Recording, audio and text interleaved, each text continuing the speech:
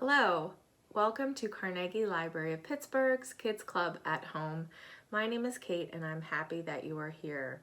It's March, it's Women's History Month, and today my program is based on a biography collection called Born Curious, 20 Girls Who Grew Up to Be Awesome Scientists, written by Martha Freeman and illustrated by Katy.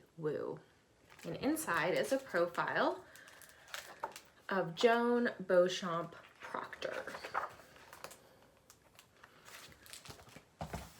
So another great book I want to recommend to you is the children's picture book biography of Joan Procter called Joan Procter, Dragon Doctor, and it is written by Patricia Valdez and Felicita Sala illustrated it. So Joan Procter was a pioneering herpetologist, which is a scientist who studies reptiles, and a zoologist who worked at the London Zoo about 100 years ago. She was known at the time for her extraordinary care for two Komodo dragons who came at that time to live at the zoo. Today's activity builds on reading and literacy skills by combining writing and art.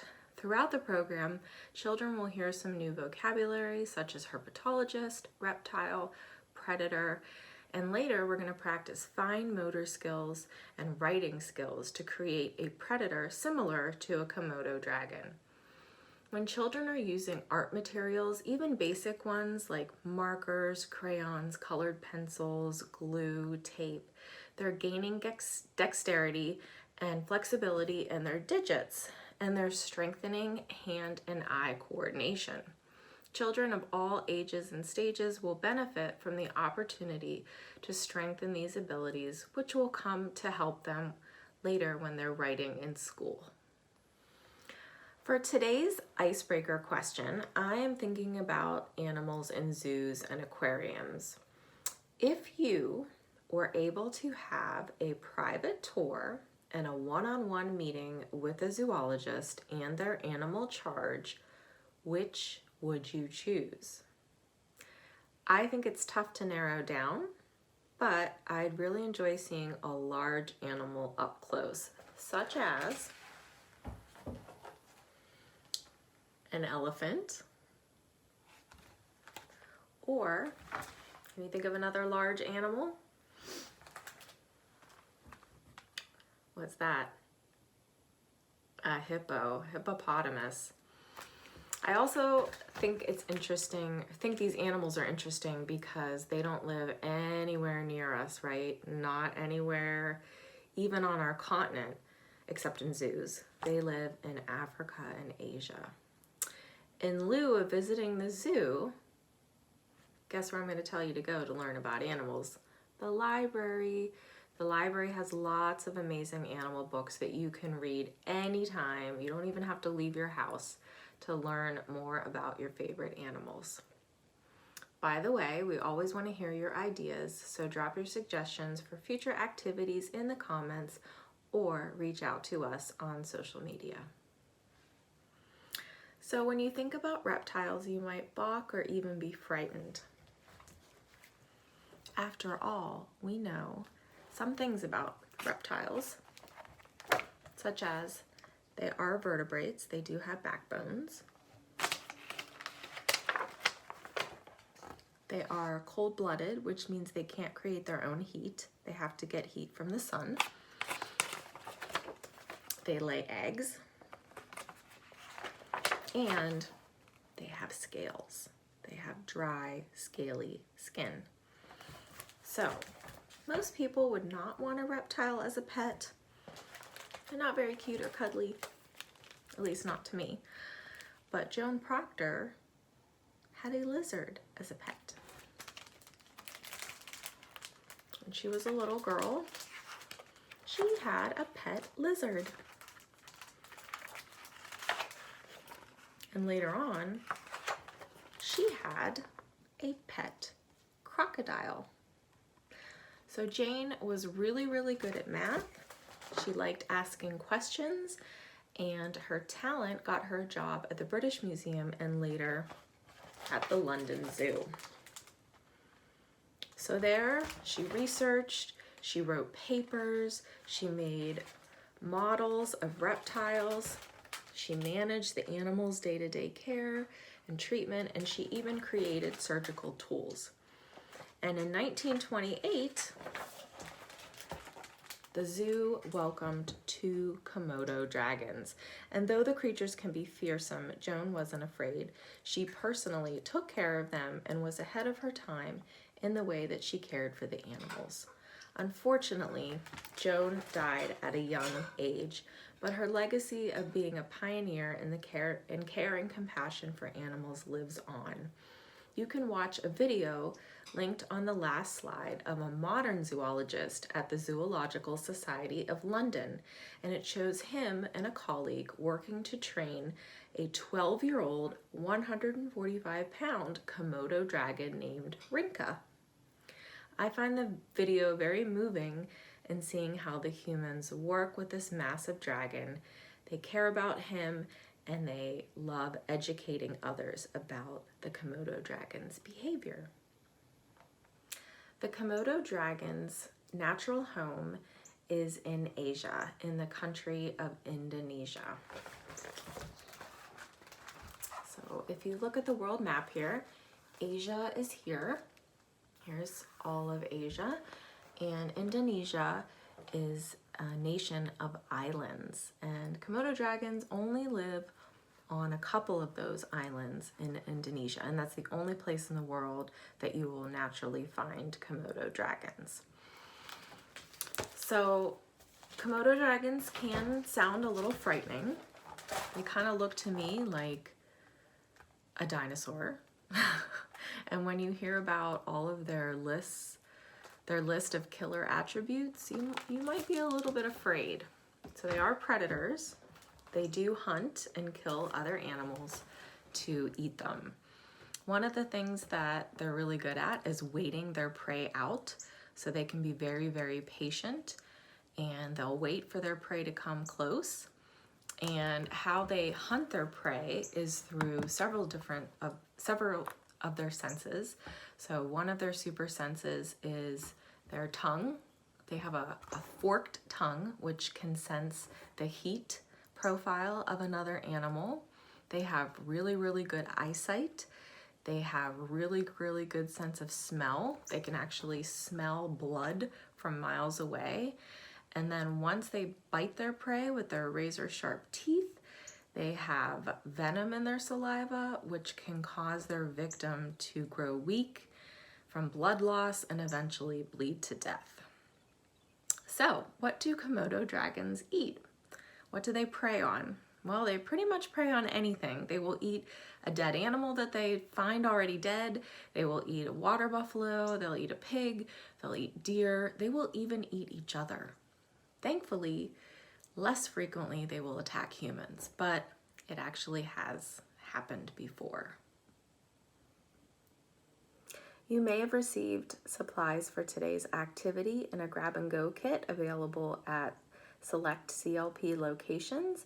Your adult can call 412-622-3114 to learn more about our grab-and-go kits, but if you don't have a kit, that is okay, because all you really need to do today's project is have a piece of paper and some things to color and draw with. So you might want to get your crayons, you might want to get your markers out, if you want to get some scrap paper out, or get out some colored paper, whatever you have at home. Always make sure that you get permission from your adult before you start. But I do have a template here. So what we're going to do today is use the killer attributes of the Komodo dragon to kind of inspire us to come up with a different sort of super predator. Remember, a predator is an animal that stalks and hunts other animals to eat them. So let's go over some of these super attributes of the Komodo dragon just for some inspiration. You don't have to stick to these. You could come up with your own, or you could use a couple of them. It's really up to you. So Remember, the Komodo dragon has a heat-sensing tongue. It has venomous saliva. It has razor-like teeth. It has a thick, strong legs and tails. It has scales, remember, because it is a reptile. It has super sharp claws. It has keen eyesight. It has a long length and a heavy weight, so it's a big animal. And it actually also is a good swimmer and climber. So it's a pretty amazing animal.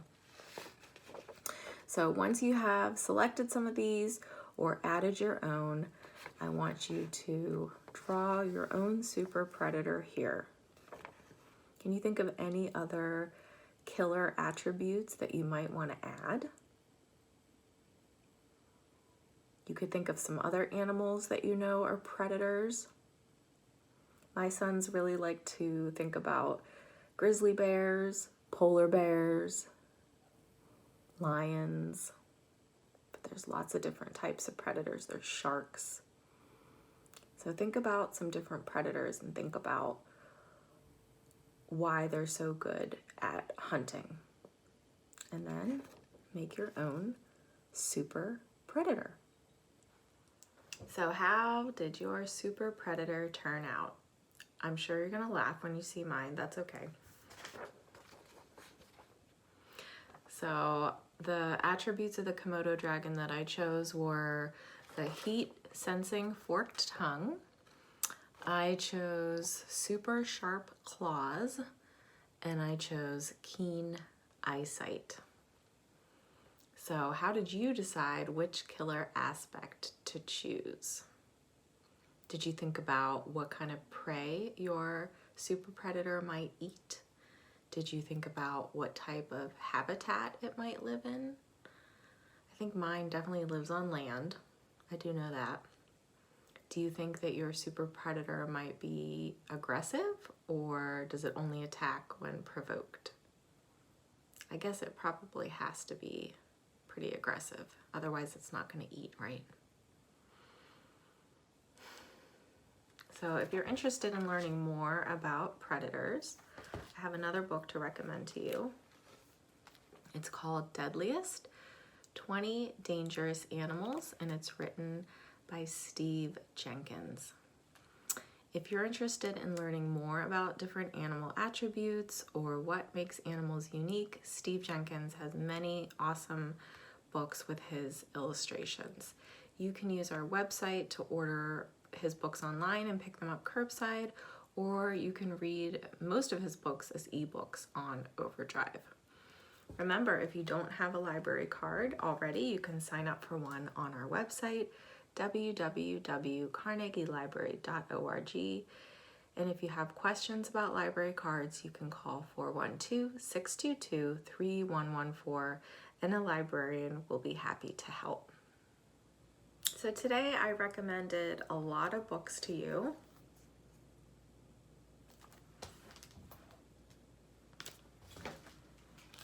Or shared a lot of books with you.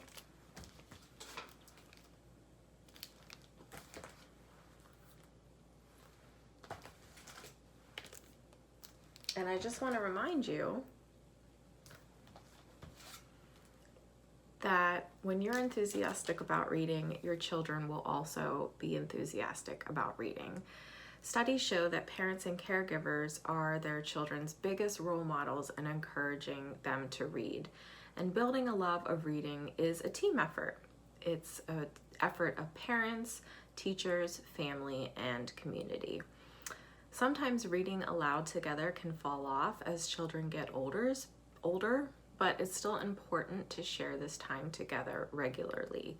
You can help your child access books by having them readily available at home in their room, in the playroom, in the living room, in the family room, anywhere where they hang out and relax. You can also encourage your child by having them pick out their own books.